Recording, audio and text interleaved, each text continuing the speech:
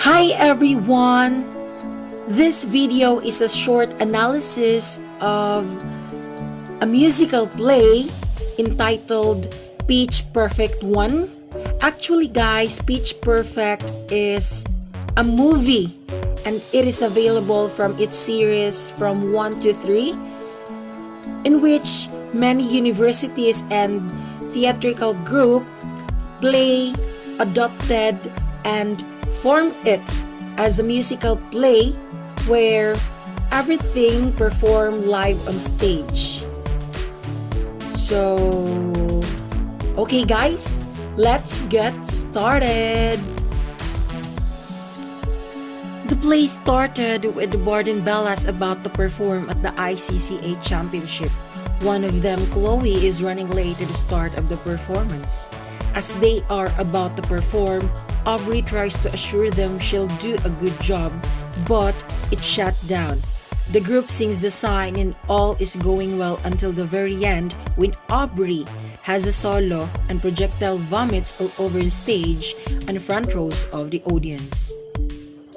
Cut to the start of the new year of Barden University and freshman Becca, as she is arrived by a taxi to the university while she is receiving directions and her rape whistle, a car passes her by and another student, Jessie, is singing along to the radio and catches her attention.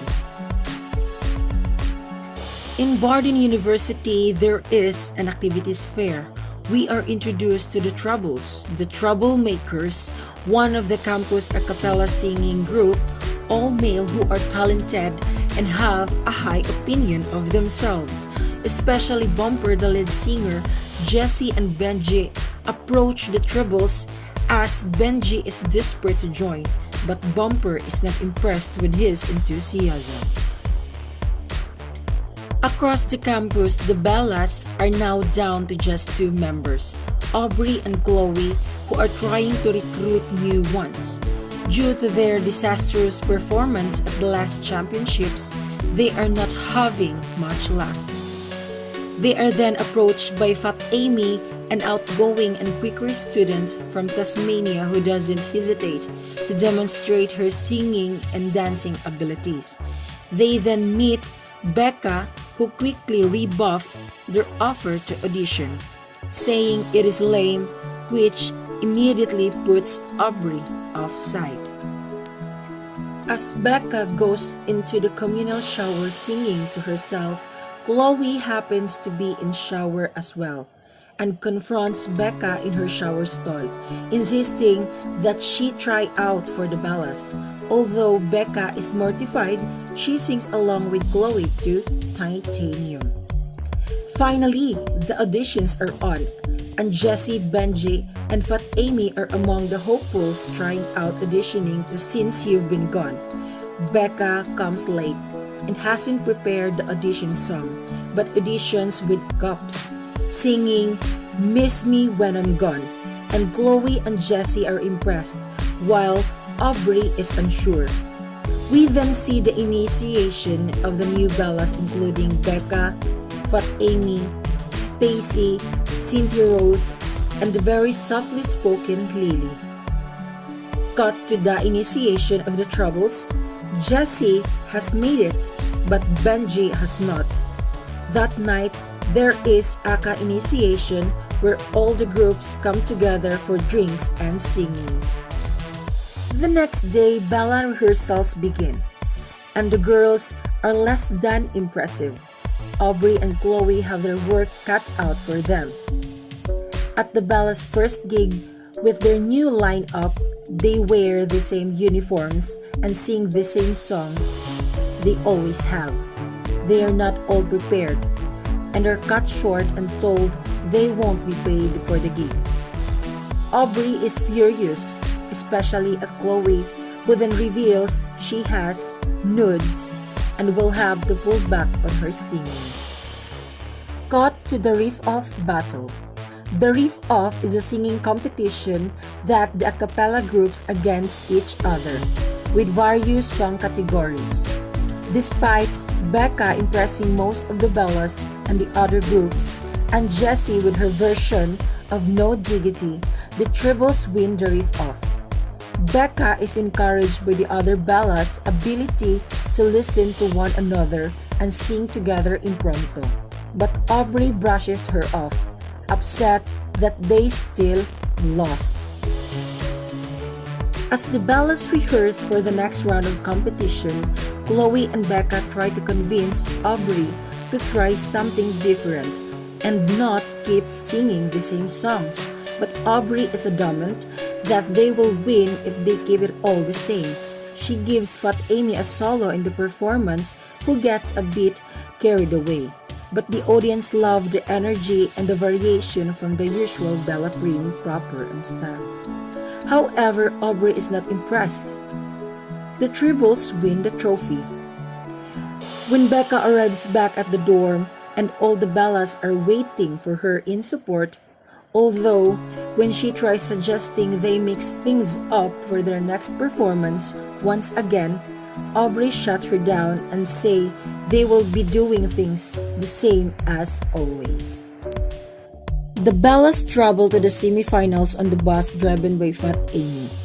As the Bellas keep driving, they are in good spirit and singing together Party in the USA. Until suddenly the bus splutters, and Fat Amy realizes she never actually got around to putting gas in the tank. Out of desperation, they call the tribbles for a lift on their bus. At the semifinals, there is a group called Footnotes who are impressive, but the commentators note the male lead singer's voice sounds unusually high. The Bellas began to perform their usual set, but Becca becomes sick of the mocking looks of the band and the other bored looks of the audience. So, she starts singing another song, Bullet Froops, over the top of the sign, much to the other Bella's surprise and Aubrey's displeasure. But it does make the judge take more notice. After the performance, Aubrey tells Becca off, and she ends up leaving the Bellas, but not before lashing out at Jessie again as he tries to come to her defense. The Bellas do not advance to the finals, and Aubrey is devastated. Suddenly, the group Footnotes who advanced to the finals had a member in high school, so they are disqualified. And the Bellas are back in the running. They are all thrilled and excitedly come together to rehearse. But suddenly, their rehearsal and practice turns into a fight, and the other Bellas start to intervene. Aubrey loses it and makes herself projectile vomits all over the place. All hell breaks loose as Becca comes in and calms everyone down. Finally, Aubrey agrees to let Becca have a go at remix the song and changing the style of the Bella's performance for the better. It is discovered that the Chloe had a surgery to remove her nudes. She can now hit the bass notes and also that Lily can beatbox. During the finals, the tribbles perform strongly as always, with Benji finally getting his moment to shine with a solo. It is then the Bellas' turn to perform, and they have ditched their draft flight attendant's uniform and are wearing their own clothes and look a lot more stylish and sexy. They do a fantastic performance with all different songs mixed together. Meet with thunderous applause from the audiences, including a standing ovation from the judges and the tribbles. Jessie finally realizes Becca is sorry for how she treated him as one of the songs she sings, Don't You Forget About Me, from the Breakfast Club soundtrack. After the performance, Becca and Jessie finally share a kiss. And as resulted, the Bella win the competition. Cut to 6 months later, and it is next year's edition. The winners of last year's championship get to pick the audition song, and we see the Bellas minus Chloe and Aubrey with a huge trophy on their table discussing which song to pick. So that's all, guys, and that's the end of our short analysis about the musical play or the movie Pitch Perfect 1. Thank you, guys. Bye.